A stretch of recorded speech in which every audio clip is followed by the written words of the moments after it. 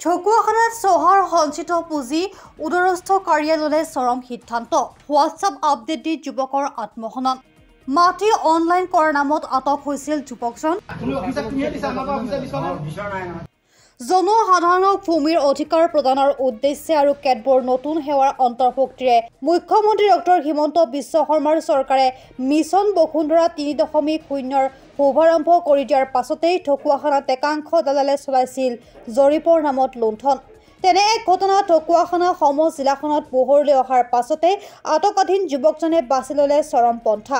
গাঁওবুঢ়াই মুখ শেষ কৰি দিলে। এটা বেদনাসিক্ত হোৱাটছআপ ষ্টেটাছ আৰু ইয়াৰ পাছতে সংঘটিত হ'ল অকল্পনীয় কাণ্ড।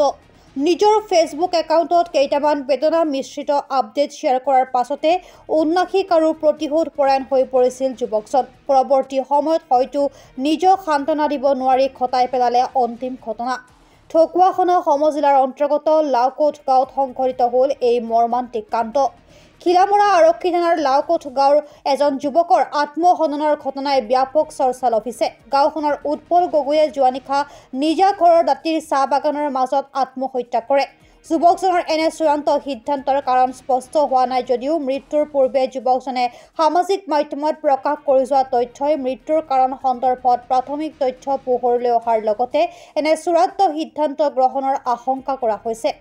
সংগ্ৰহিত তথ্যমতে ঢকুৱাখানা ৰাজচক্ৰৰ অন্তৰ্গত পশ্চিম ঢকুৱাখানা পঞ্চায়তৰ গ্ৰামাঞ্চলীয় এলেকাৰ নন কেডেচিয়েল গাঁৱৰ জৰীপ কৰাৰ লগতে অনলাইন নামজাৰি কৰা আৰু উত্তৰাধিকাৰীৰ নাম সন্নিৱিষ্ট কৰাৰ বাবে বিগত প্ৰায় এসপ্তাহ ধৰি দৰিদ্ৰ চহাৰ পৰা সঞ্চিত পুঁজি দাবী কৰি আহিছিল এইজন যুৱকে। নিজৰ পৈতৃক ভূ সম্পত্তিৰ নামজাৰি কৰাৰ আশাত চৰকাৰীভাৱে প্ৰেৰিত কৰ্মচাৰী বুলি গণ্য কৰি সম জিলাখনৰ গঞাই এনেবোৰ ব্যক্তিয়ে দাবী কৰা নগদ আৰু অনলাইন পুঁজি আদায় দি আহিছিল যুৱকজনক। কিন্তু পৰৱৰ্তী পৰ্যায়ত এইজন অৰ্থ সংগ্ৰহকাৰী অবৈধ আৰু ৰাজহ বিভাগৰ কৰ্তৃত্বশীল নহয় বুলি প্ৰতীয়মান হোৱাত হাহাকাৰ লাগে দৰিদ্ৰ চহা পৰিয়ালসমূহৰ মাজত। সমগ্ৰ ঢকুৱাখানা সমজিলাত এনে লুণ্ঠন ৰাজ চলি থকাৰ অভিযোগ উত্থাপিত হোৱাৰ সময়তে শনিবাৰে ৰাইজৰ হাতত আটক হয় এইজন যুৱক। নিজকে ৰাজ্য চৰকাৰৰ ভূমি ৰাজহ বিভাগৰ কৰ্তৃত্বশীল কৰ্মচাৰী বুলি চিনাকি দি পশ্চিম ঢকুৱাখানা পঞ্চায়তৰ ভাটি জালভাৰী গাঁৱত দৰিদ্ৰ কৃষক পৰিয়ালৰ পৰা ভূমি জৰীপ আৰু নামজাৰি কৰাৰ বাবদ প্ৰতি দাগত ন্যূনতম 500 টকাকৈ আৰু প্ৰতি বিঘাত ন্যূনতম 3000 টকাকৈ সংগ্ৰহ কৰিছিল উৎপল গগৈ নামৰ যুৱকজনে। ৰাজ্য চৰকাৰৰ ভূমি ৰাজহ বিভাগৰ মুখ্য কাৰ্যালয় ৰাজহ ভৱনৰ জৰীপ বিভাগৰ যুটীয়া সঞ্চালকৰ স্বাক্ষৰযুক্ত NGO info technologies private limited নামৰ প্ৰতিষ্ঠানটোৰ পৰিচয় পত্ৰ প্ৰদৰ্শন কৰি ভাটি জালভাৰী গাঁৱত শনিবাৰে এনেদৰে অৰ্থ সংগ্ৰহ অভিযান চলাই থকা অৱস্থাত শনিবাৰে ৰাইজৰ সন্দেহ হয়। ৰাইজে যুৱকজনক সোধপোছ কৰাৰ সময়তে ভয়ংকৰ লুণ্ঠন ৰাজ পোহৰলৈ আহে। ৰাইজে কৃষক সমাজক প্ৰলোভিত কৰি প্ৰতাৰণা কৰি দৈনিক অৰ্ধ লক্ষাধিক পুঁজি সংগ্ৰহ কৰি অহা যুৱকজনক ৰাজহুৱা জেৰা কৰাৰ অন্তত ভুক্তভোগী ৰাইজে ঢকুৱাখানা সদৰ আৰু সোণাৰী চাপৰি আৰক্ষীক খবৰ দি যুৱকজনক আৰক্ষীৰ হাতত গতাই দিয়ে। ৰাইজৰ তৎপৰতাত হাতেলোতে ধৰা পৰা ধৃত যুৱকজনে কৃষকৰ পৰা ধন সংগ্ৰহ কৰাটো স্বীকাৰ কৰি এই ক্ষেত্ৰত সংশ্লিষ্ট জালভাৰী গাঁৱৰ গাঁও প্ৰধান আৰু ছুপাৰভাইজাৰ জনৈক ফুকন জড়িত থকাৰ কথা প্ৰকাশ কৰে। সোণাৰী চাপৰি আৰক্ষীয়ে যুৱকজনক ঢকুৱাখানা সদৰ থানালৈ আনে আৰু পৰৱৰ্তী সময়ত ৰাজচক্ৰ বিষয়াৰ উপস্থিতিত আৰক্ষী থানাত অভিযুক্তৰে ৰাইজৰ মাজত হোৱা আলোচনা কালত সংৰক্ষিত পুঁজি ৰাইজক উভতাই দিয়াৰ সিদ্ধান্তত উপনীত হয়। সেই অনুক্ৰমে ৰাজচক্ৰ বিষয়াৰ হস্তক্ষেপত ৰাইজে কোনো গোচৰ নিদি বিষয়টো নিষ্পত্তি হোৱাৰ পাছত অভিযুক্ত যুৱকজনক ঢকুৱাখানা আৰক্ষীয়ে অভিভাৱকৰ জিম্মাত বিধিগত প্ৰক্ৰিয়াৰে গতাই দি ঘৰলৈ প্ৰেৰণ কৰে। কিন্তু ঘৰলৈ যোৱাৰ পাছতে স্বাভাৱিকভাৱে অহা আহাৰ গ্ৰহণৰ পাছত মাজনিশা যুৱকজন আত্মহনন কৰা অৱস্থাত উদ্ধাৰ হয়। তাৎপৰ্যপূৰ্ণ বিষয় হ'ল যে যুৱকজনে এনেদৰে ষ্টেটাছ দিয়াৰ পাছত আত্মীয়ই এনেই সন্দেহ কৰি অভিভাৱকক অৱগত কৰিছিল নিশা। অভিভাৱকে যুৱকজনক নিজৰ কোঠাত বিচাৰি গৈ সন্ধান নাপাই বাহিৰত সন্ধান চলোৱা কালত পাছফালৰ চাহ বাগানৰ মাজৰ এজোপা গছত নিথৰ দেহ প্ৰত্যক্ষ কৰে। মৃতকৰ আত্মীয়ই এই সন্দৰ্ভত আৰক্ষীক অৱগত কৰে আৰু ঘটনাস্থলীত খিলামৰা থানাৰ ভাৰপ্ৰাপ্ত বিষয়া নয়ন জ্যোতি ডেকা উপস্থিত হৈ পুৱাই আৰক্ষীয়ে এই সন্দৰ্ভত তদন্ত আৰম্ভ কৰি যাৱতীয় সামগ্ৰী জব্দ কৰিছে। আৰক্ষীয়ে মৃতদেহ মৰণোত্তৰ পৰীক্ষাৰ বাবে প্ৰেৰণৰ ব্যৱস্থা কৰিছে। ইপিনে এই সন্দৰ্ভত ঢকুৱাখানা আৰক্ষীয়ে গাঁও প্ৰধান আৰু ছুপাৰভাইজাৰ দুগৰাকীক তলব কৰিছে থানালৈ।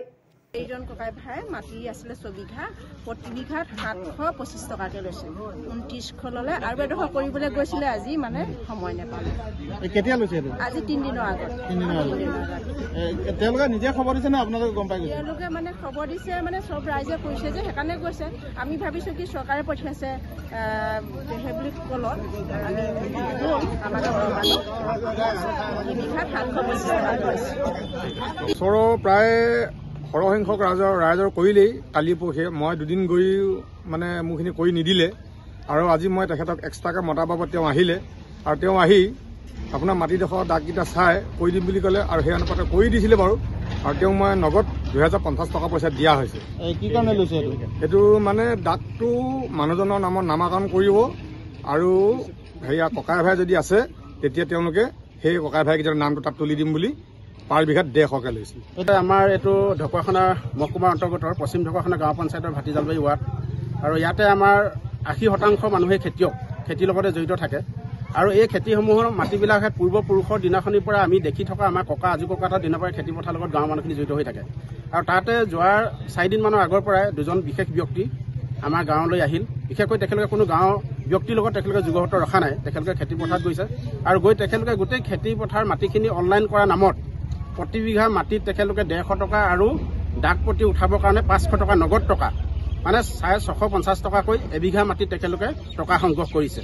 আৰু যিহেতু আমাৰ 1000 বিঘাৰ ওপৰত মাটি আছে, তাৰ আমি নিম্নতম যোৱা চালে 6 লাখৰ ওপৰত এটা ডাঙৰ এটা পইচা লেনদেন আমি গন্ধ পালোঁ।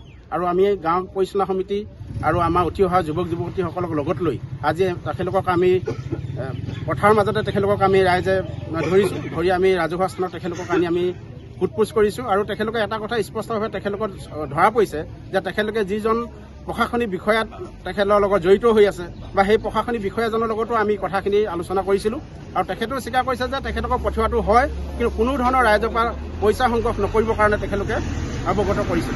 আৰু এই ক্ষেত্ৰতে আমি ঢকুৱাখানা প্ৰশাসনৰ বিষয়াসকল আমাৰ মাজত আহিলে আমি এই ক্ষেত্ৰতে আমি গাঁৱৰ ৰাইজক গাঁও পৰিচালনা সমিতিৰ পৰা আমি দাবী জনাইছোঁ, অসমৰ মাননীয় জনপ্ৰিয় মুখ্যমন্ত্ৰী ডাঙৰীয়াই অসমৰ ৰাইজৰ মাটি পানীৰ কাৰণে যি সংৰক্ষণৰ কাৰণে যিমান ধৰণৰ বসুন্ধৰা নামাকৰণে হওক বা যিকোনো আঁচনিৰ যোগেদি অসমৰ মানুহক যেনেকৈ উপকৃত কৰি আহিছে, ঠিক আমাৰ তেনেকৈ ঢকুৱাখানাৰ সমষ্টি সন্মানীয় বিধায়ক ডাঙৰীয়াই ঢকুৱাখানাৰ কোনো ধৰণৰ দুৰ্নীতি নোহোৱাকৈ, খুদকণ দুৰ্নীতি নথকাকৈ যেনেধৰণে ৰাইজক সেৱা আগবঢ়াই আহিছে, তাৰ ক্ষেত্ৰত এনেধৰণৰ কিছুমান দুৰ্নীতিপৰায়ণ ব্যক্তিয়ে আহি গাঁৱৰ সাধাৰণ খাতি খোৱা মানুহৰ টকা সংগ্ৰহ কৰিছে, আৰু সেই ক্ষেত্ৰত তীব্ৰ গৰিহণা জনাইছোঁ।